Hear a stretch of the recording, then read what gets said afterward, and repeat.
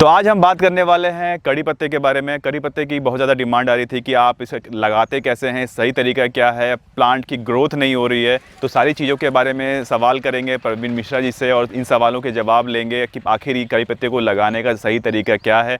तो सारी चीज़ों के बारे में डिटेल में बात करेंगे अपने इस वीडियो में। तो गाइस वीडियो को लास्ट तक देखिएगा और गाइस अगर मेरे चैनल पर नए आए तो आप मेरे चैनल को सब्सक्राइब कर लीजिएगा और बेल आइकन प्रेस कर लीजिएगा, जिससे कि जब भी कोई नया वीडियो लेके आऊँ तो उसकी नोटिफिकेशन आपको मिल सके। तो गाइस चलिए वीडियो स्टार्ट करते हैं। सम्मानित नागरिकों नमस्कार, मैं प्रवीण मिश्रा उपस्थित हो गया हूं दिल्ली ड्यूट्स चैनल पर और आप सभी के बीच आज पुनः उपस्थित होकर ये बात करता हूं कि कम्युनिटी का इम्यूनिटी कैसे बूस्ट करेंगे और बहुत आसान तरीके से।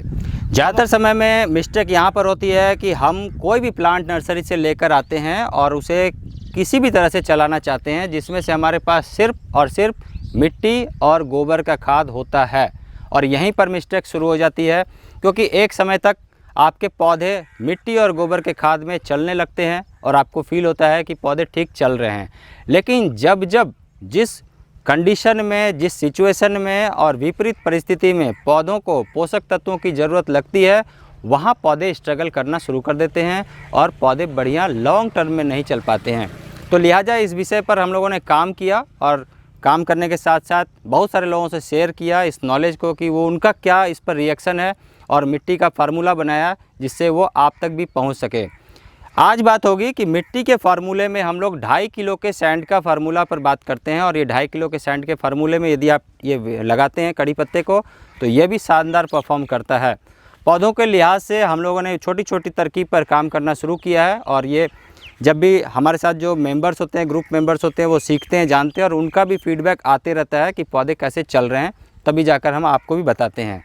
तो आइए जानते हैं मिट्टी कैसे बनाते हैं और तैयार कैसे करते हैं। सॉइल मिक्स 10 किलो मिट्टी, साथ में मिलाते हैं 2.5 किलो कंपोस्ट, अब मिलाते हैं 2.5 किलो नदी का रेत। यदि आपके शहर में, आपके एरिया में कोई भी नदी है तो वहाँ से जो नदी का रेत हो रहा है वो आप मिला सकते हैं 2.5 किलो तक। इसके साथ 1 किलो नीम की खली और 1 किलो पत्तों का खाद मिलाते हैं। नदी का रेत मिलाने से ये फ़ायदा होता है कि जो भी हर्बल मेडिसिनल प्रॉपर्टीज़ है वो कैरी ऑन होकर आपके छत तक पहुँच जाता है, आपके घर तक, आपके पौधों तक, और पौधे अच्छा परफॉर्म करते हैं जड़ वाइज भी और ग्रोथ वाइज भी। इसके साथ नीम की खली जब हम मिलाते हैं तो पौधों को जड़ से भी बेनिफिट मिलता है, क्योंकि बहुत सारे ऐसे निमेटोड्स हैं, कीड़े हैं, फंगस है, फफूंद है, अंडे हैं, वो डेवलप होते रहते हैं मिट्टी में, तो वो वहाँ से शानदार ढंग से चलने लगते हैं नीम की खली से।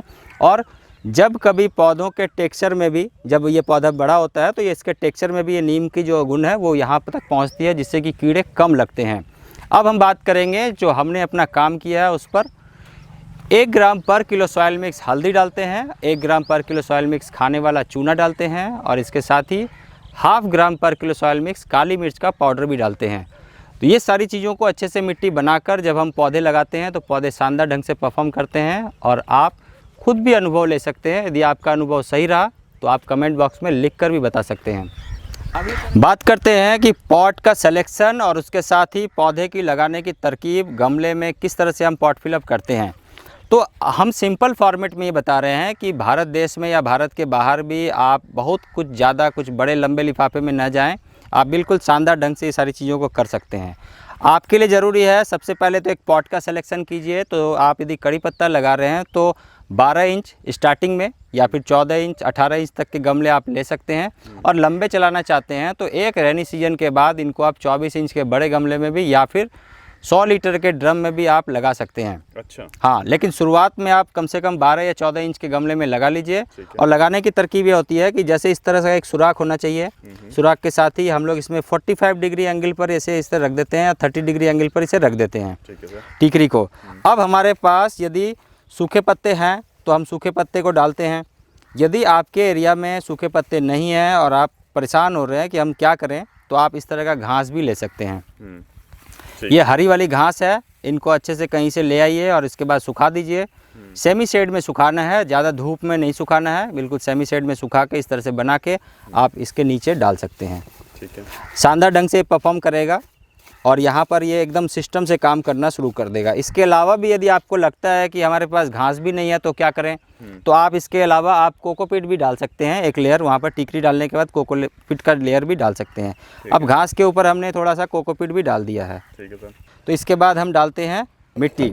ये सॉइल मिक्स जो अभी आपको मालूम है, जो हमने बताया है वो सॉइल मिक्स को हम डालते हैं और किसी भी अच्छे शुभ काम को करने से पहले हम परमात्मा का धन्यवाद अदा करते हुए ये सारे मिक्स को यहाँ डालते हैं और पौधे भी हमारे साथ अच्छे चलने लगते हैं।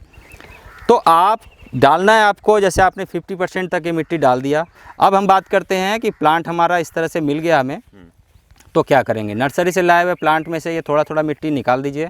जड़ देखिए आराम से चल रहा है, आराम से चलता हुआ जड़ है। यदि हम इस सेंटर में कोकोपीट और इसके साथ साथ वर्मी कंपोस्ट दोनों को मिक्स करके यहाँ एक साथ लगाते हैं थोड़ा सा भाग, तो इससे भी पौधे अच्छे चलने लगते हैं।